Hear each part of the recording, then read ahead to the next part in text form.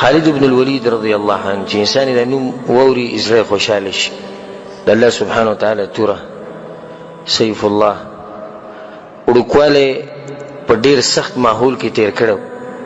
د قریش د مشرانو د عادتو کوم چې اوچت خلکو د هغو د عادتو چې د خپل ماشومانان به صحرا ته لیږل، او دا به دې دپاره لیږل چې د صحرا دا موسم چې کومي دا پاک موسمي، نو په دغه موسم کې چې دوی لوی شي نو دی چې جسم به مضبوط وي. خالد رضی الله عنه چې دومره مشهور شهسوار او دومره مشهور مجاهد، نو د دغه صحرا کې د اوسېدو هم په هغه باندې اثر. تاریخ په جنگونو کې داسې سړی نه دی لیدلی لکه څنګه چې خالد بن الولید رضی الله عنه د کله نه چې اسلام قبول کړی دی او جنګونه او جهاد د کفارو خلاف اله دمه شو او اله پارام شو چې کله ملک الموت راغی او د ده نه ساه واخیسته. د دې توره همیشه د الله سبحانه وتعالی په لار کې چلېدلی. خالد بن الولید رضی الله عنه جسم چې دی دا دنګ د باډۍ نه دنګ انسان او ښه دنګ انسان، معمولي دنګ نه، او د دې جسم د اډوکي چې دا ډېر غټ غټ اډوکي وو، رنګ یې سپینو، او ګیره چې دا ګڼه ګیره وه، ډېره سینه به یې د دې ګیرې نه ډکه وه. عجیبه خبره دا ده چې د عمر بن خطاب رضی الله عنه او د ده شکل چې دا بالکل یو بل سره ملاوېدو، بلکې د چا چې به نظر کمزوری و او خالد رضی الله عنه به راتلو نو هغو به دوکه شوي به که عمر بن خطاب را روان دی، او عمر بن خطاب رضی چې به را روان و نو هغو به دوکه شوي که خالد بن ولید رضی الله عنه را روان دی. نو دوی په جسم کې یو شان او دواړه چې دی ښه بادران او ښه شجاعت والا انسانان، چې کله به دی په اس باندې سور و د لرې نه به را روان او مخامخ به د دشمن ولاړو، په یو لاس کې به ورسره توره وه او د یو لاس به خالي کړی و، نو چې کله به د دشمن ته راورسېد په دې منډه کې د دشمن به ځان سره اوچت کو روان به شو، او دا ډېر غټ زور غواړي. اسلام د څنګه قبول کو؟ کله چې مسلمانان لاړو او عمره قضا یې کوله، رسول صلی الله علیه وسلم په دغه ټیم کې د ده د ورور ته ووایي الولید ابن الولید رضی الله عنه، او هغه په دغه ټیم کې مسلمان. زه تا ته یوه خبره کوم او د خالد رضی الله ته ورسوه. نو هغه ورته یا رسول الله څه پیغام تاسو وایي چې زه یې ورسوم؟ وی پیغام ورته دا ورسوه چې رسول صلی الله علیه وسلم وایي چې ستا په شان سړی څنګه په اسلام نه پوهېږي، ته خو ډېر اوچت انسان، تا نه څنګه چې د اسلام پاتې کېږي، او که دی موږ سره ملګری شي او د مسلمانانو سره یو سب کې شي او د مشرکینو په خلاف کې شي، نو کان خیر الله، دا کار به د لپاره ډېر غوره شي، او موږ به دی په نورو خلکو باندې مخکې کړو که دی راغی. خالد رضی الله عنه ټوله شپه به دې خبره کې سوچ وکړو، او رسول صلی الله علیه وسلم چې ورته دا مختصر پیغام ورسو، نو رسول صلی الله علیه وسلم ته پته لري چې دا سړی هوښیار دی او د هوښیار دپاره لږه خبره پوره وي. دی روان شو د مدینې طرف ته په رسول صلی الله علیه وسلم پسې چې د اسلام اعلان وکړم. یو ورځ ناسو دا خبره یې کوله، وایي که څوک ما ته دا ووایي چې د جمعې شپه د جمعې او واورې ورېږي، او ما ته یو سړی دا ووایي چې تاله به ناوي جنۍ راولو او ښه ښکلې ګرمه کمره به درله لرې کړو او په هغې کې دې جنۍ سره واده وکړو او دې سره شپې تېروه، یا که ماله څوک د زوی زیری راکوي، زما دا دواړه خبرې نه دي خوښې، زما څه خوښې دي چې تکه توره تیاری او سخت جمعې او واورې ورېږي او زه لګیا یم لښکر تیاروم دې دپاره چې سهار به حمله کوم په دښمنانو باندې، زما دغه شپه خوښه ده. یو عجیبه خبره دا کړې وه، یو ورځ قرآن راواغستو او په ژړا شو، د قرآن ته چې وکتو په ژړا شو، نو ملګري ورته مریان شو، او په جهاد کې دا خبر راغلی و، جهاد په موقع باندې وه، نو د قرآن ته یې کتو دا وی شغلنا عنک الجهاد، د جهاد منګه تا نه مشغول کړي وو، ما اجمل العذر، څومره ښکلی عذر.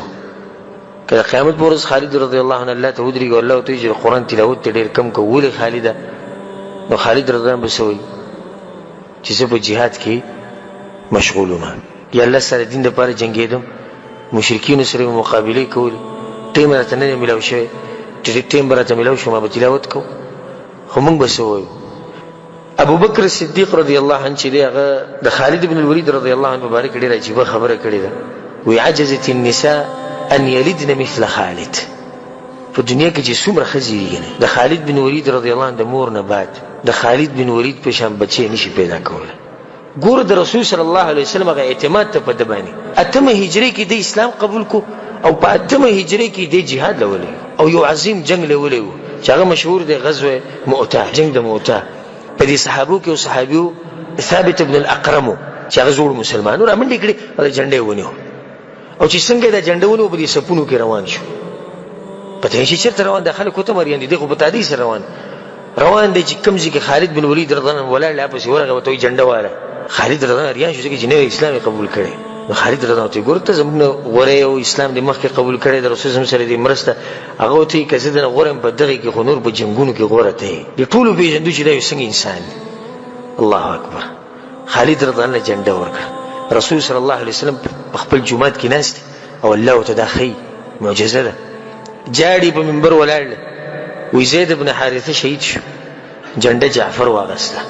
جعفر رضی شهید شو او جنډه چې هغه عبد الله بن رواحه واغسته. عبد الله بن رواحه شهید شو او جنډه چا واغسته؟ سيف من سيوف الله. د الله په تور کې یو توري جنډه غسته. څوک ته؟ خالد رضی الله عنه. چې چا به تاسو کوی خالد دا ورځ یو واقع خو راته بیان ک په خندا بشو.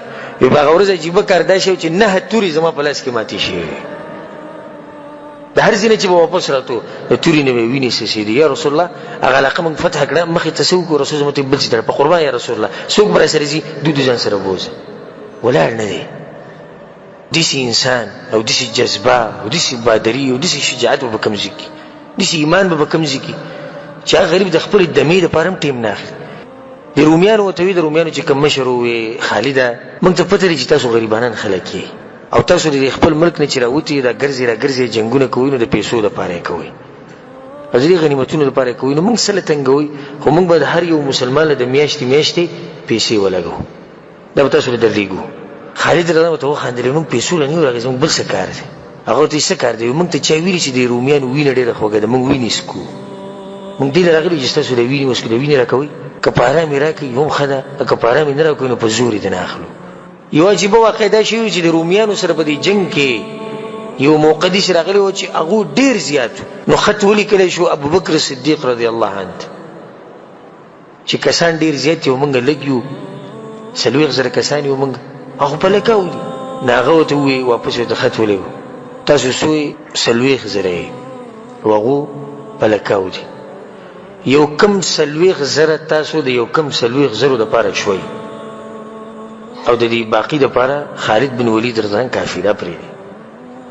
خالد رضی الله عنه چې کله وفات کېدو ته نږدې شو په دغه ټیم کې د بجړا شو مرګر وته یې ولې جاړي ابو سليمان ته بجړا شو هغه اوچت انسان جاړي هغه دومره جنگونو کې چې هغه د لکاو کسانو سره مقابله کوي یوازې هغه باندې څنګه جړا رااله د لا اله الا الله نه بعد د دې توحید نه بعد که یو غټ عمل ما کړی نه جهاد دی زه د جهاد نه چته شاته شوی نه یم به وی لقد شهدت كذا وكذا زحفا دومره جنگونه ما بخپل کړی او د سیرت علما وی چې د سل جنگونه بخپل کړی. الله اکبر. او زما په دې جسم کې یو لیش زی روغ نشته او خپل کمیس له مرګرو ته اوچت کو ناغو چې ولیدو نو یا د توري گزار دی یا د غشي گزار دی یا د نیزي گزار دی یا د کاڼي او د ګټي گزار دی. خو جاړي ولي وی جاړم بدی چې وها انا ذا اموت على فراشي جاړم بدی چې ګرځېدو د شهادت لپاره سل جنگونه موږ دې لپاره کړی چې شهیدان شو او زه مړ کېږم په خپل کټ کې کما یموت البعیر لکه څنګه چې اوخ مړ کېږي. او دغه ټیم کې دغه نه چې ساوت عمر بن خطاب ته چې کله خبر ورسېدو مدینې ته په مدینې باندې یو تور تیار راغله مدینې کې आवाज وی څوک مړل؟ خالد بن الولید رضی الله عنه دا اوس پوری جنگونه کول هغه مړ شو او هغه مړ شو کونډې په جړای شو یتیمانان په جړای شو د کافرانو سره چې کوم په جیلونو کې قیدیان پراته هغه په جړای شو. عمر بن خطاب سوی وی نن یو داسې ځای خالی پاتې شو په اسلام کې چې دا به چېرته څوک نشي ډکولی.